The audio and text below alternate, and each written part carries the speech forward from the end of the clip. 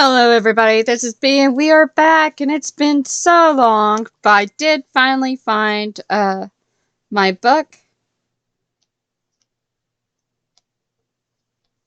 because it was missing for a while. But now we found it, so I'm super excited to get back into this because it's been forever, and hopefully I'll be able to upload more. Things have been chaotic, so sorry about that. I know I keep making promises. I'm not even going to make a promise this time because I keep failing at it. So, anyways, I'm going to stop blabbering and go on to chapter 4 of the fourth closet. No! Jessica cried in dismay as she wrangled her keys from the pockets of her fashionably too tight jeans. An apple tumbled out of the paper grocery bag she was struggling to balance on her hip and rolled away down the hallway. It came to a rest on the welcome mat of her worst neighbor, a middle-aged man who seemed capable of detecting the tiniest noise, then promptly complaining about it. In fact, since she moved in to the apartment 6 months ago, leaving behind the dorm she and Charlie had shared, he had come to her door 3 times to complain about her radio. Twice it had not even been on. Mostly he just glared at her whenever they passed in the hall. Jessica didn't really mind the hostility. It was a little like being back home in New York. She left the apple where it was. Having mangled... Oh, it was a... No! Like, she dropped her apple. My bad. Having managed to get the door open, Jessica dropped the bags on the kitchen counter and looked around the room with quite satisfaction. The apartment wasn't very fancy, but it was hers. And when she first moved in, she had gone on a cleaning rampage, scoring out the baked-in dirt that must have been lining the baseboards since the building went up, some 50 years ago. It had taken almost 2 weeks of nothing but scrubbing between classes and homework, and she went to bed every night with sore arms, as though she'd done nothing but weight training. But now the apartment was clean enough for Jessica, albeit just barely, which was no small bar to clear. She began taking things out of the grocery bags, lining everything up on the counter before putting each item away. Peanut butter, bread, milk, bananas, she muttered to herself, then fell silent. Something is wrong. She looked around the room carefully, but there was no sign there, and everything seemed to be where she'd last left it. She returned to the grocery bags. As she closed the refrigerator door, the hair at the back of her neck prickled. Jessica whirled around as though expecting to catch a burglar in act, her heart jolting with adrenaline, but the room was still. Just to be sure, she went to check the door. It was locked, as expected. She stood in silence for a moment, listening to the distant sounds of her apartment complex. The hum of the air conditioning unit, outside, a leaf blower across the street, but nothing seemed out of the ordinary. She stepped carefully back to the counter and finished putting away the groceries, then headed to her bedroom. She turned the corner to the hallway and screamed. A figure stood in the dark, blocking the way. "Jessica?" said a familiar voice. Jessica reached hastily for the light switch, tense to run. The light flickered on, slowly. It was Charlie. "Did I scare you?" Charlie said uncertainly. "Sorry, the door was unlocked. I should have waited outside," she added, looking down at her shoes. "I just figured since we used to be roomies, and anyway." "Charlie, you scared me to death," Jessica said in a mock, scolding tone. "What are you doing here?" "I told you I'm having dinner with John," she said, and Jessica nodded. "Could I borrow something to wear? Maybe you could help me pick something out?" Charlie looked hesitant, like she was asking an immense favor, and Jessica gave her a puzzled frown.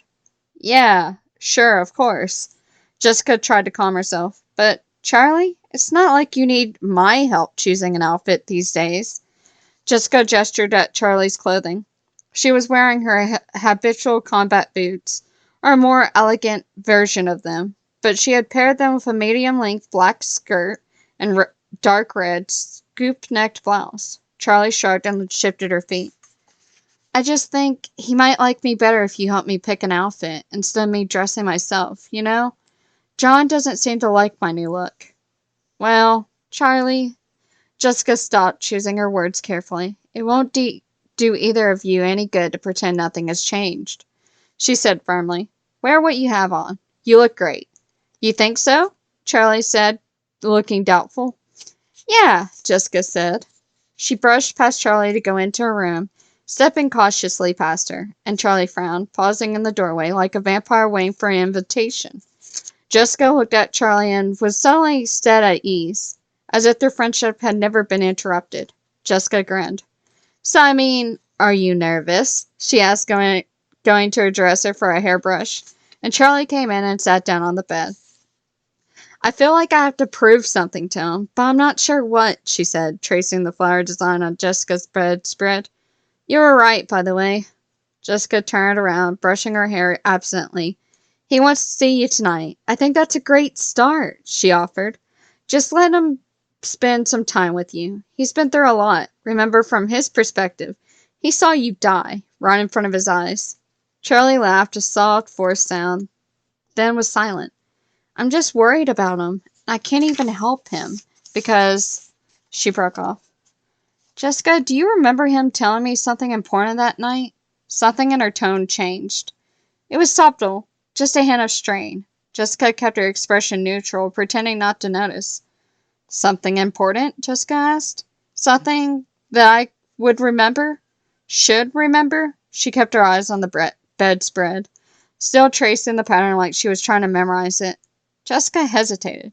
She could still see it all, as vivid as the present, and though it gave her a sick feeling in the pit of her stomach, Charlie was trapped in the twisted, broken Freddy suit, with just her arm free. John was holding her hand. Jessica shuddered, that terrible, singular crunching sound echoing in her head. Jessica? Charlie asked, and Jessica nodded briskly. Sorry, she cleared her thought. I don't know. You and John were alone together for a few minutes. I'm not sure what he said. Why? I think it's important to him that I remember, Charlie said, back to tracing the bedspread. Jessica watched her for a moment, suddenly ill at ease in her own bedroom. As if sensing it, Charlie stood and met her eyes. Thanks, Jessica, she said. Sorry again for breaking in. I mean, I didn't break in. The door was unlocked, but you know what I mean. No problem. Just announce yourself sooner next time. Jessica smiled, feeling a rush of warmth for her friend. She hugged Charlie goodbye at the door, and Charlie walked a few steps and picked the apple off the ground, then handed it back to Jessica. I think this belongs to you, Charlie smiled, then turned to walk away. When she had closed the door, Jessica sighed. The anxiety had risen while Charlie was in her room, and not abated. She leaned back against the door, replaying what had just happened. Why would John want Charlie to remember the last thing he said to her? She tossed the apple a few inches into the air, then let it fall back into her hand. He's testing her, Jessica said in an empty apartment. Outside Jessica's building, Charlie stopped in the parking lot, frustrated. What did he say that was so important? She walked across the baked pavement to her car. Charlie climbed into her car, slamming the door shut with more force than she needed to. She stared petulantly at the steering wheel. They're lying to me, she thought. I feel like a little kid with all the grown-ups keeping secrets from me, deciding for me what I should and shouldn't know. She glanced at her watch. The clock in the car was either an hour ahead or an hour behind, and she could never remember which.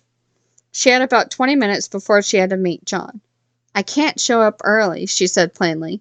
Then he really won't believe it's me. Trying to shrug off her bad mood, Charlie put the car in gear and pulled out of the lot. When she got to the restaurant, she could see John through the window, and seated at the same table they had sat at last time, all the way in the back.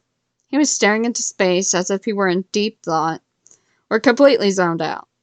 She followed the hostess to his table, and it was only when she was standing right beside him that he seemed to realize she was there. When he did, he stood hastily.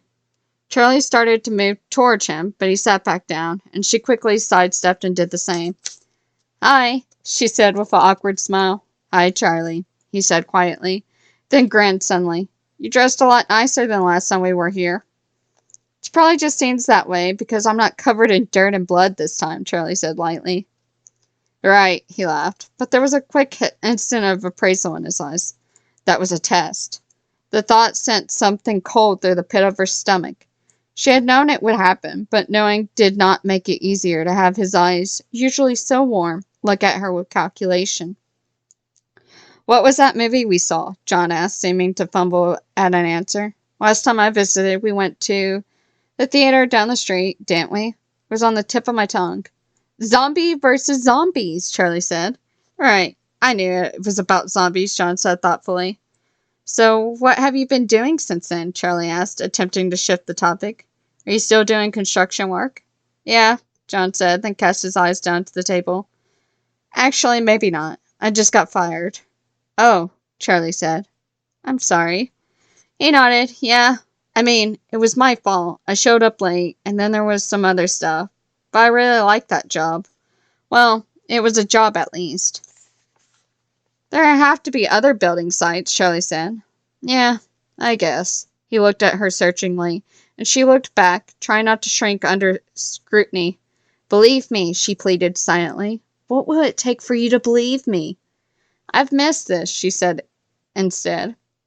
He nodded, his eyes softening for a moment. Me too, he said quietly, though she knew it was only half-truth.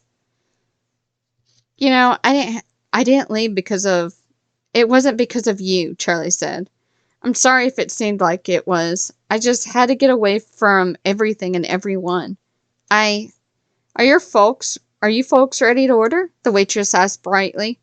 John straightened his posture and cleared his throat. Charlie looked down at the menu, glad of the interruption. But the pictures of the food looked strange, as if she had heard food described but never seen any. Miss, the waitress was looking at her expectantly. I'll have the same, Charlie said quietly, and shut the menu. The young woman frowned confusedly. Oh, okay, I guess I should order then, John laughed. Anything will be fine, Charlie said patiently. I'm sorry, I'll be right back. She got up from the table hastily and headed for the bathroom, leaving John to take care of things. Walking into the bathroom, she was struck with a jarring sense of déjà vu. I've been here before. Trapped in a box. I was trapped in a box. Charlie slammed the door shut and locked it. I'm not trapped. She ran her fingers through her hair. Though it didn't really need adjusting and washed her hands. She was just killing time. Stealing a moment away from John's scrutiny. Every time he gave her that level, untrusting look, she felt exposed. I am Charlie, she said in her reflection, smoothing down her hair again nervously. I don't have to convince John that I'm me. The words sounded thin in the small room. Who else would I be? Charlie washed her hands again, straightening her shoulders, and went back out into the dining room. She sat down and put her paper napkin in her lap, then looked John squarely in the eye. I still don't remember, she said abruptly, seized by omniscient recklessness. John raised his eyebrows. What? I don't remember what you said to me that night. I know it's important to you. I know maybe it's why you think what you think about me, but I don't remember. I can't change that. Okay. He slid his hands off the edge of the table and let them rest in his lap. I know that. A lot happened that night. I know. He sighed for a moment, but then smiled almost reassuringly. Charlie bit her lip. If it's that important, why can't you just tell me? She asked gently. Instead, she could see that it was the wrong thing to say. John's features hardened. He drew back from the table slightly. She looked down at her napkin in her lap. She had been shredding the corner of it without noticing. Never mind, she said, her voice barely above a whisper, letting several long minutes pass. Forget I said anything. She looked up, but John didn't respond. Excuse me for just a minute. I'll be right back. He got up and left the table. She stared at his empty chair. The waitress approached and cleared her throat. Charlie heard her, but did not move. She wasn't sure she could move. This is going horribly. Maybe I'll just sit here forever. I'll be a statue of myself, a monument to Charlie that was, a Charlie that will never be again. Miss, the waitress sounded concerned, and it was enough for Charlie to, with Herculean effort, turn her head. Is everything all right, miss? The waitress asked, and took Charlie another long moment to comprehend the question. Yes, she said at last. Can I have another napkin? She held up held up the first, half shredded, as evidence of her need, and the waitress went away. Charlie turned back to John's empty chair.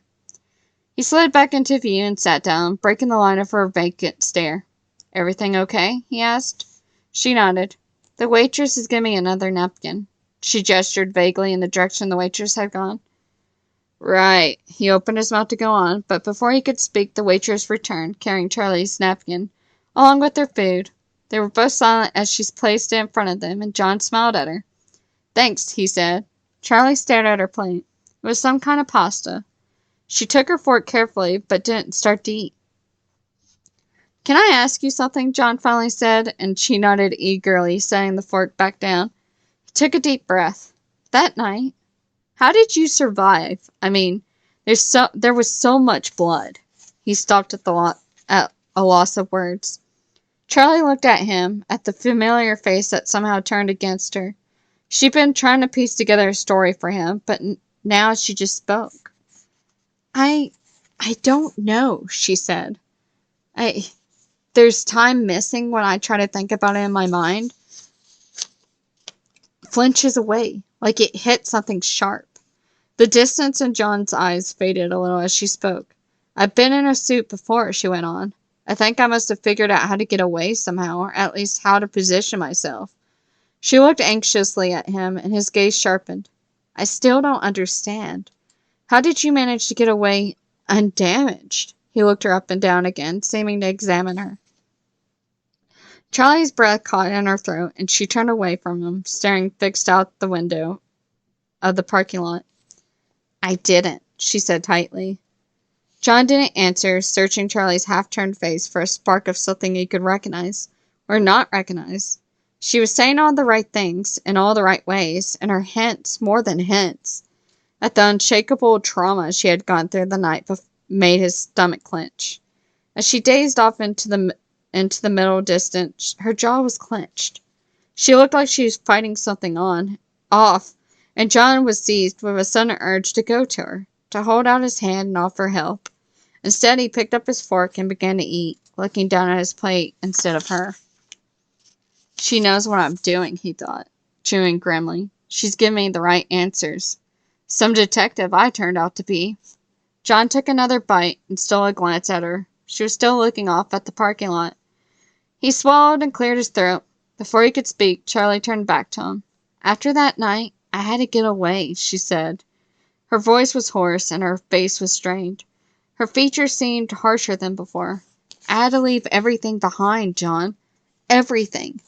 My whole life had been haunted by what happened here. In the last couple of years, even before that, too.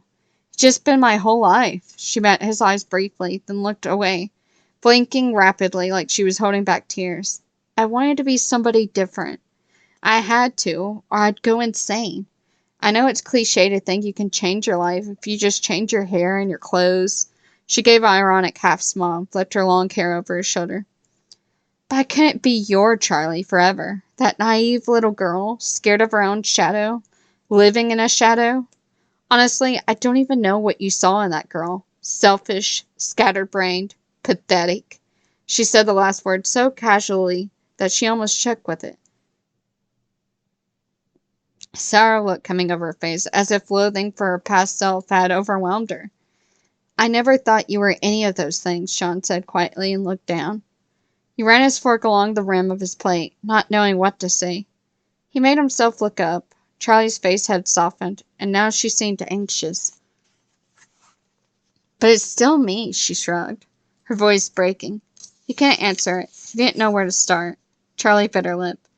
You still think it, don't you? She said after a moment. John shifted uncomfortably in his seat, ashamed, but Charlie pressed on.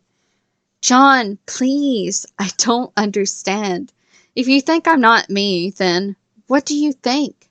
Who can you possibly think I am? She looked utterly bewildered, and again John felt himself wavering. I think? He gestured, grasping at the air, catching nothing. Charlie, what I saw, he exclaimed, then stopped short, remembering they were in public. He glanced around, but no one was looking at them. The restaurant was not busy, but everyone there was occupied. The guests talking to the people they came with, the staff talking among themselves. I saw you die, he said, lowering his voice. When you walked into that diner the next day, Charlie, I wanted to believe it was true. I still want to believe it. But I saw you die. he finished helplessly. Charlie shook her head slowly. I'm telling you that I'm alive. How can that not be enough? If you want to believe me, why don't you? The pain in her voice sent a pang of guilt through him, but he met her eyes calmly. Because I'd rather know the truth than believe something that just because it would make me happy. Charlie looked at him searchingly. So what do you think is the truth? Who do you... She swallowed and started again. Who do you think I am, if I'm not me? John sighed. I thought about it a lot, he said at last. Almost constantly, actually. Charlie nodded slightly, barely moving her head, like she was afraid she would spook him. I thought about a lot of things, and I guess theories. Like what? Charlie asked gently. Well, John's face was getting hot. I should never have agreed to see her. John? I guess maybe I thought you might be Sammy, he mumbled. She looked puzzled for a moment, like she had not quite heard him. Then her eyes widened. Sammy's dead, she said tightly. John looked up at the ceiling and put his hands to his temples. I know, he said, and met her eyes again. But Charlie, look, I don't know that. Neither do you. The last thing you remember of Sammy was it? You know the answer to that, she said with low, level voice. You saw him being taken, John said after a moment. She made no response, and he took it as a license to continue. You saw him being kidnapped, not killed, by Dave or Afton, Springtrap. So what if he wasn't killed? What if Sammy was raised by Afton, William Afton, twisted and brought up by the murderous madman to replace you, to replace Charlie after her death? Also, Sammy could be short for Samantha.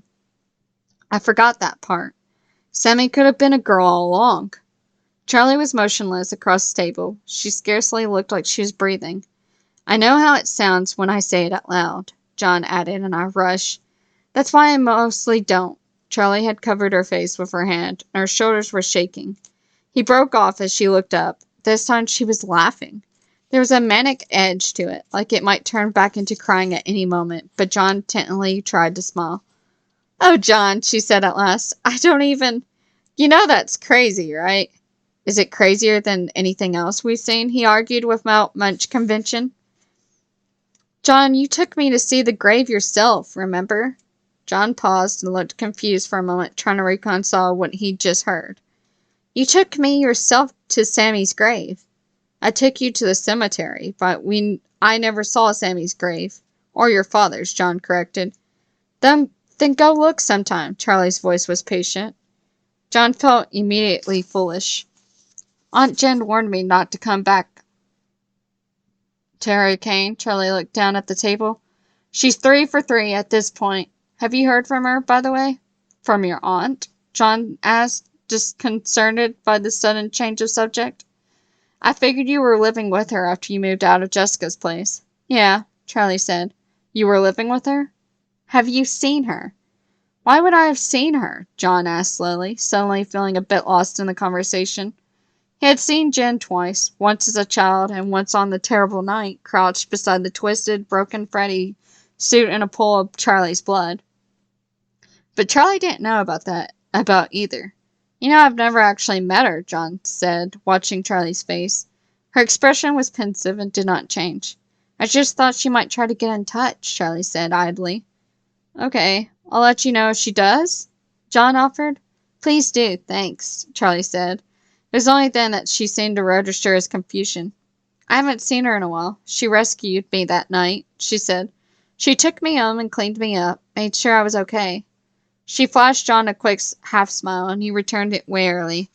I thought you said you didn't remember anything from the night, he said, trying to keep his tone from sounding accusatory. I said there was a lot I don't remember, but mostly that's what Jen told me. Honestly, the first thing I remember is her waking me up the next morning, telling me to put on the dress she had for me. Charlie made a face. She always wanted me to dress more like a girl. Of course, the joke was on me. It turns out a few near-death experiences, there's nothing I wanted more than a makeover. John smiled and she batted her eyelashes exaggeratedly, and he laughed in spite of himself. So you think she might be looking for you? He paused, unsure how to phrase the next part. Do you want her to find you? he asked at last, and she shrugged. I'd like to know where she is. She's not at the house where you're living? When did she leave? Everybody leaves eventually, Charlie said in a sardonic tone, and he laughed again, less heartedly. You didn't answer my question. Charlie glanced at her watch, like everything else she now wore. It was a smaller, feminized version of the one she used to have. There's a good zombie movie starting in about 15 minutes, I think, she said brightly. The new theater isn't far from here. What do you think? Should we see if the old formula still works? What does that mean? John held back a smile. I can't go to the movies, he said with real reluctance. I got somewhere that I need to be. Another time, Charlie said, and he nodded. Yeah, maybe. As he walked back to his car, John noticed a crowd outside the new pizzeria. I guess everybody likes circuses, he thought. He wandered closer, trying to see where Charlie had gone, but she was nowhere to be seen. Suddenly, like noticing hidden figures in a picture, John realized that the crowd around him was dotted with clowns. Painted faces, white, billowy costumes, noses all of all shapes and colors. They were everywhere. He backed out of the throng, tripping on an oversized shoe and almost falling off the sidewalk. When he was free of the crowd, John took a deep breath and looked back at the restaurant, noticing for the first time the banner strung over the front entrance. Grand opening. Come dressed as a clown and eat free, it read, hanging between the gigantic faces of two grinning clowns. He looked around. Most people were arriving, many of them in costume, and John felt the hair on the back of his neck stand on end. He glanced behind him, but there was nothing sinister besides the clowns. He forced himself to look at them individually. People had dressed with varying degrees of enthusiasm. Some had structured bodysuits, wigs, and enormous feet. Others had simply painted their faces and worn polka-dot t-shirts. Still in a sense of unease, he did not abate. They're just people in costumes, he scolded himself, then laughed abruptly, startling a woman standing nearby. People in costumes. That's never gone wrong for me, he muttered, walking away from the crowd to find his car. Driving home, John found himself again agitated. Twice he looked at the speedometer and saw that he'd gone dangerously over the speed limit without noticing. I know how to say that. I'm sorry, guys. It's one of those things, I've read it and now I can't break it. Speedometer? Speedometer. I'm sorry. Okay, back to the story. He tapped his hands restingly against the steering wheel, thinking of the next day. What then? Seeing Charlie had rattled him more than he had realized. After months of solitary scribbling, going over and over his bizarre theories, he had been forced to put his conviction to the test. To ask her questions and watch her answer, and ask himself as he did, Are you her? Are you my Charlie? Now that it was over, it felt unreal, like a dream that lingered too long, unwelcomed in the waking world. As he approached the turnoff that would take him home, he sped out, driving straight on past it. John parked his car a few blocks away from Clay Burke's house. He pulled the keys out of the ignition and jangled them nervously in his hands for a minute, then opened the door decisively and got out. When he got out to the house, it was dark, except for a single window, which he thought was Clay's office. I wonder if Carlton's gone back to school, he wondered, unsure whether he was hoping for his friend's presence or his absence. He knocked and waited, then rang the bell. A long moment later, Clay opened the door. John, good, he said and nodded. Seeming surprised by his appearance, he stepped aside to let John in and ushered him into the study. Do you want some coffee? He asked, gesturing to the mug on his desk. It's a little late for me, John said. I'll be up all night. Clay nodded. I'm substituting lesser vices, was all he said. John glanced around the room. The last time he had been here, they used the desk as a barricade against an army of angry animatronics. You fixed the door, he observed. I fixed the door, Clay said. Oak, reinforced. What brings you here? I saw Charlie. Clay raised his eyebrows, but didn't say anything. She said something. She asked if I heard from... John stopped, seized by a sudden sense that he was being watched. Clay had his head tilted to the side as though sensing something as well. Silently, Clay made his way to the door, closed closed window, positioned himself beside one of the long pale green drapes, and peered outside. Everyone's a little on edge with all these weirdos walking around in face paint, he said, but he kept his voice low. He pulled the drapes together, then walked back towards John. Have a seat, Clay offered. There was 2 dark green upholstered chairs and a matching couch along one wall. John sat on the couch. Clay grabbed his desk chair and dragged it across the rug, so they were only a few feet apart. What did Charlie ask you? Clay began. John glanced at the window again. He felt as if waves of dread was emanating from it, rolling into the room like an unseen fog. Clay looked back over his shoulder, but only for a second. John cleared his throat. She asked me about her Aunt Jen, if I'd seen her. I thought you might know something, he finished uncertainly. Clay looked lost in thought, and John wondered for a moment if he should repeat himself. No, Clay said finally. Did Charlie say why she was asking? John shook his head. She just said she wanted to know if I've heard from her. I don't know why I would hear from her, though, he said. He was choosing his words carefully, as if saying the right ones in the right order would unlock a door in Clay's mind, and convince him to tell John what he knew. Clay just nodded thoughtfully. Did you ever meet her? John asked. Never. A formal introduction, no, Clay said. She was a bit older than Henry, I think. Clay got quiet for a moment, then tilted his glass from side to side, swirling the last few sips at the bottom. When he moved here, Henry was something of a recluse. We all knew he'd lost a kid, Clay sat up slowly. Didn't see them for a while, even Charlie, and then Clay let out a pained sigh. Jen was around for about a year. She was the one watching the kid. Jen stuck to Charlie's side like glue. I guess Henry just didn't trust people anymore, and I can't blame him. I always kind of got the impression, John paused, choosing his words again. Charlie always gave me the impression that she was kind of cold. Well, like I said, after something like that, Clay said. I was surprised when Jen took Charlie after Henry died, he went on. What about Charlie's mother? John asked, hesitantly. It felt intrusive to pry. Worse, because Charlie wasn't there. He felt like they were talking about her behind her back. No, Charlie's mother ran off before her and her father moved to Hurricane. Clay said, Henry never said anything bad about her mother. He pretty much never said anything about her at all. But I asked one day, just out of curiosity. Maybe it was the detective in me. I can't help myself. He thought a long time before answering me. Then he gave me this sad look. He said, she wouldn't know what to do with my little girl. I backed off the subject after that. I mean, I knew they'd lost another kid. I guess I assumed Charlie's mother had some kind of breakdown, or else just found herself unable to care for a child so much like the one she lost. I think it should be said, though, to her Aunt Jen's credit, Charlie seems to turn out all right. He smiled and gave a nod. She's a bit odd, but she's a good kid. She's unique, for sure, John said. Unique, then, Clay said dryly. The walls trembled briefly as a strong wind passed over the house. John cast his eyes around the room uncomfortably, then lit on something familiar in the corner, tucked away between the end of the bookshelf and the wall. Is that Ella? John asked portently. Clay looked blank for a moment. The doll? That turned up in the rubble of Charlie's old house? The rest got hauled away, but I kept that. Her name's Ella, John said. Charlie's dad made her. She used to go around on a track carrying tea set. I asked Charlie if she wanted it, Clay said. She wasn't interested. She wasn't, John repeated, alarmed. Clay shook his head absently. I have a hard time believing that, John said reluctantly as he held the old toy in his arms. Clay came back to attention.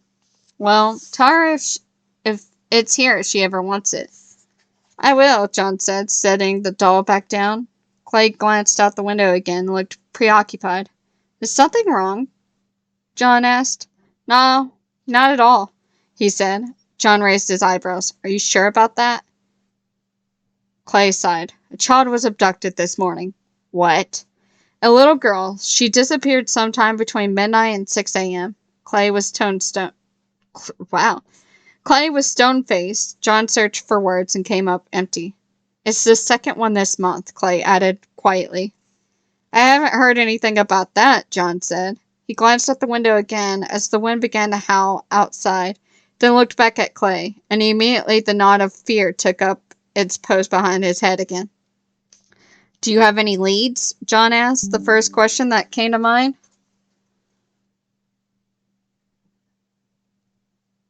The first question he could think of. Clay didn't answer for a long moment, and John asked the next question. Do you think it has something to do with, missing kids? It's not the first time that's happened here. No, it's certainly not. Clay was staring into the space between them as if there was something there he could see. I don't see any way that it could be connected, though. Freddy's has been destroyed at this point. Right, John said. So you don't have any leads. I'm doing the best I can. Clay lowered his head and ran his hand through his hair, then sat up straight again. I'm sorry, it's got me on edge. I feel like I'm reliving those days. Children the same age as my little boy, the same age as you back then. Getting snatched one after another. There was nothing I could do to stop it then either. Michael, John said quietly. Michael and the others. There never seems to be a shortage of evil in this world. But that's why we have you, right? John smiled. Clay snorted. Right. I wish it were that simple. You said 2 kids were missing, John said, his eyes drawn again towards the sound of the wind, dragging branches and leaves against the side of the house. Clay stood up and went to the window, almost definitely, and opened it wide. John startled at the sound of the window cracking. John could see from where he sat that Clay seemed to be scanning the area for something under the guise of getting some air. After a moment, he pulled himself back inside and shut the window, then drew the curtains close. It might not be as bad as it looks now, John. There's usually a normal explanation, and most kids turn up, one way or another. 2 weeks ago, there was a little boy named Edgar, 2.5 years old. What happened? John asked. His parents had been fighting about custody for over a year. His father ended up losing that fight, only gets to see the kid once a month, supervised visits, which I can tell you was for good reasons. Edgar disappears. Surprise, surprise. He's found a few days later, alive and well. Spontaneous road trip with his dad. Most kidnappings, it's one of the parents. Is that what you think is happening here? John asked skeptically. No. Clay didn't take long to answer. No, I don't. He repeated, sounding graver. He took a deep breath, leaned forward. It doesn't help that the whole town's obsessed with this new restaurant. Dressing up like clowns. It's a waste of time for my officers to be doing crowd control. Or clown control, as it were. Can I do anything? John asked, though he couldn't imagine what kind of help he could be. Not a thing. If I'm right, I may need you, and I'll need... He stopped. Charlie, he said. You'll need Charlie. Clay nodded. It's not fair to ask that of her, Clay said. Not after everything she's been through. But I will if I have to. Yeah, John said. Clay was staring at the space between them again, and John felt suddenly like he was intruding. It's getting late, he said. Yeah, well, watch yourself out there, Clay said hastily, standing. Do you want to take my gun? Clay said lightly. He smiled, but there was a tension in his face, as though he were half hoping John would take it. Don't need it, John grinned. I got these guns. He held tight fist in the air and threatened the room before letting himself out.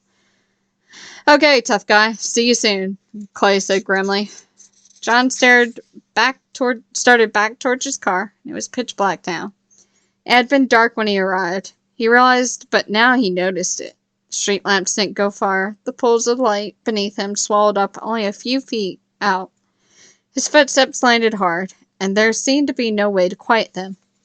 The distant roar of the highway was too faint to provide cover, and the wind was silent for the time being, as though it had temporarily gone into hiding.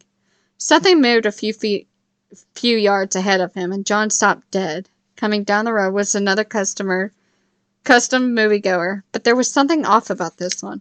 It was heading in his direction, walking in the middle of the road at an even pace. John stayed where he was between 2 of the tall, thin saplings planted along the sidewalk, his eyes glued on the approaching figure. As it came closer, a chill gripped John's spine. The clown's movements were feminine, but wrong. She walked like something mechanical, yet graceful.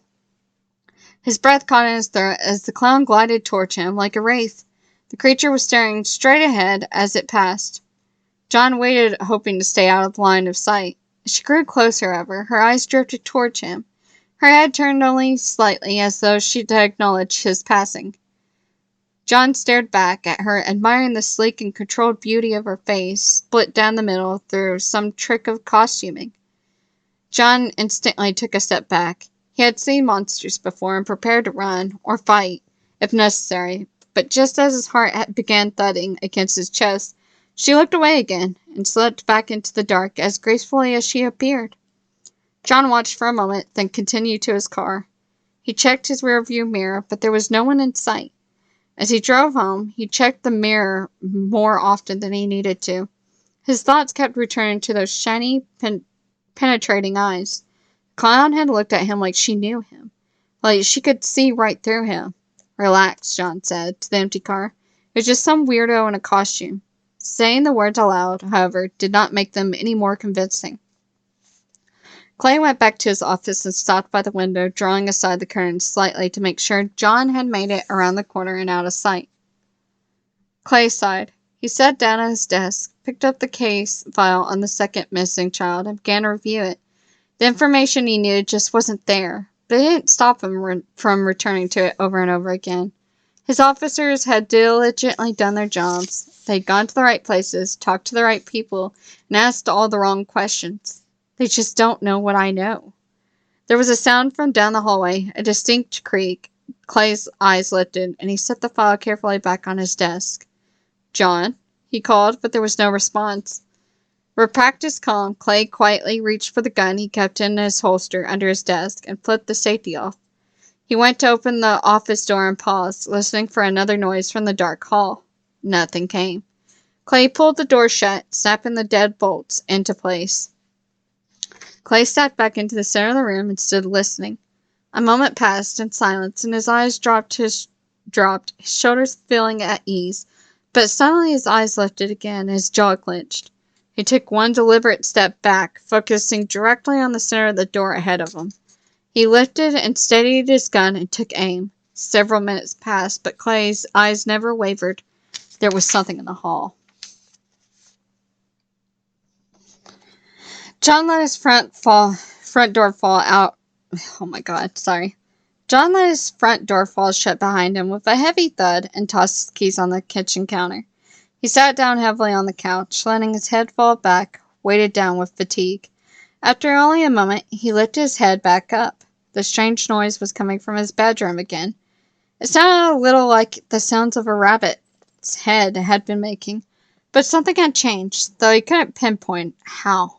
It sounded like a voice, then static, a voice, then static. Something was being repeated. John's bedroom door was almost all the way closed, and he got up from the couch and approached it slowly from the side, putting his feet down heavily, one after the other, the rubber soles scarcely tapping the floor. He eased the door open. The sound was louder now, more distinct. The voice continued, garbled and muffled. John turned on the light and went to Theodore's head. He bent over so his eyes were level with Theodore's plastic ones and listened. The rabbit's head stared back, muttering words broken into static, then a moment later repeated. John grabbed a notebook, pen off his bed, and closed his eyes, concentrated on the sound.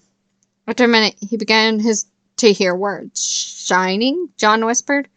"Shining, something, silver?" He continued to listen, but he couldn't make out the rest.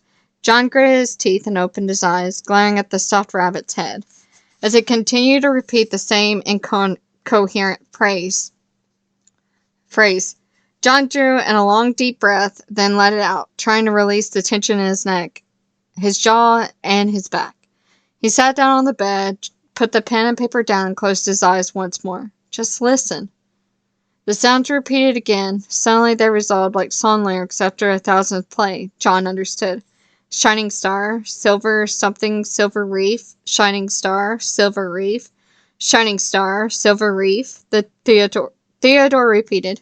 John got up again, put his ear to Theodore's nose, trying to make sure he had it right. Shining star, silver reef, the rabbit intoned. John raced back to his car. When he reached Clay's driveway again, John stopped dead. The front door was gaping open, light from outside the house spilling into the yard. He ran up the steps, calling, "Clay! Clay, are you here?" He ran inside, still shouting, and made for Clay's office just a few steps past the front hall. "Clay!" John dropped to his knees beside Clay. He was on the floor, one side of his face slick with his own blood, more pooling beneath his head. His eyes were closed. John grabbed his wrist and pressed his fingers against the veins, hoping for a pulse. After a few frantic seconds, he found it. The relief washed through him, but it was momentarily. "Clay?" John repeated, jostling him lightly. Clay didn't respond. John looked around with alarm. The new door, the one Clay had described as reinforced, was in pieces. What was left of the door was still hanging in place by the upper hinge. Hastily, John pulled Clay out into the hall as best as he could. He glanced back towards the office. The chair was overturned, and everything that had been on the desk littered the carpet. He patted Clay's shoulder. "You're going to be okay," he said hoarsely, and went to the office phone and dialed 911. As he waited for the operator, he looked nervously back at the demolished door. Another surge of wind rushed through the front door and the open window, seemingly to carry with it whatever horrors that had happened there. That's the end of chapter 4. So, Clay's injured and almost dead. So, I hope you guys enjoyed, and I will see you in the next video.